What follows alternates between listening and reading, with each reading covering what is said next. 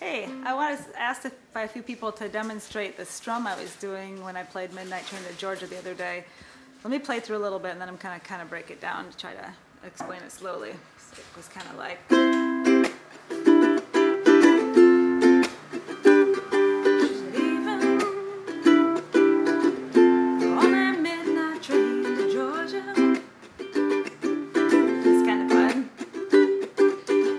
funky kind of thing.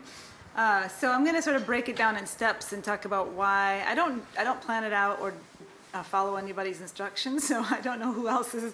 Lots of people maybe strum like this, but not necessarily in a book where you learn regular up and down strum or island strum. So I just do it naturally by listening to the song, and kind of if you were like dancing to it or whatever, you might be like wherever your like shoulders and your hands want to hit. Those are the beats you can pay attention to as you're making up your own rhythms, or if you're doing it on a drums, like this is kind of like.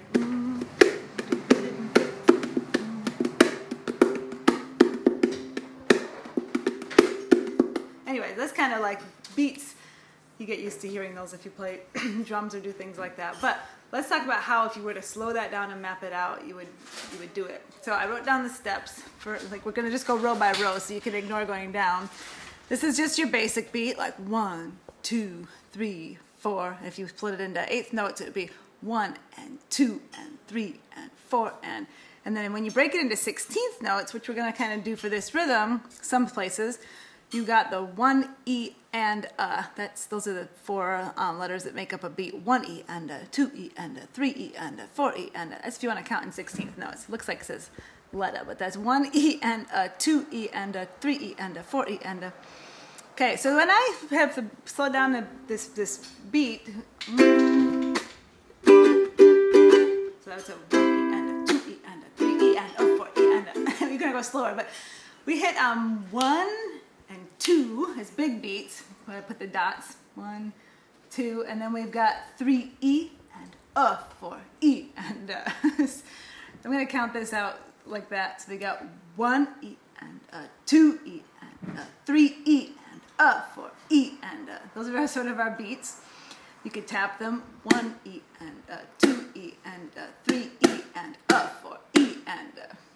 And when you strum those, first one's a big down strum. Second one's like a chuck. If you want to do it as chuck, you can do it as another big down strum. But for I've got 1 E and a, chuck E and a, basically for those first two beats.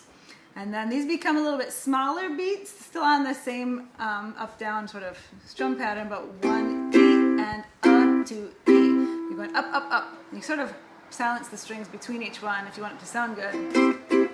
I use the side of my hand. Otherwise, it sounds a little different than this is a little cooler when you get that little punches sort of. Okay, so down, chuck. And the numbers map to these. So 1 E and a, 2 E and a, 3 E and a, 4 E. And then it says and a extra like wiggle wiggle at the end.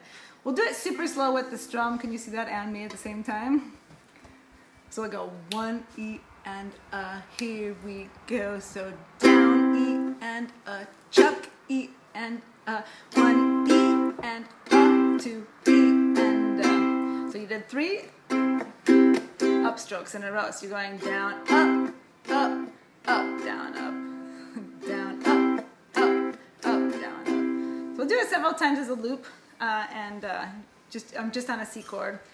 So 1 E and a, 2 E and a, 3 E and a, here we go.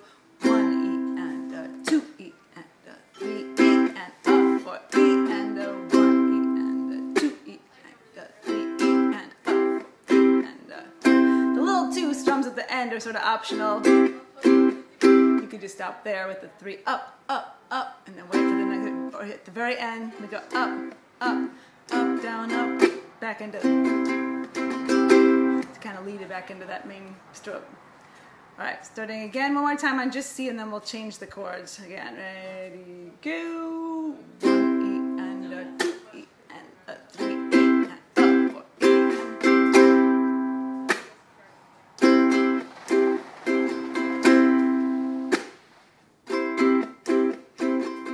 So once you get going on that rhythm, then you can speed it up to more like 1 E and a,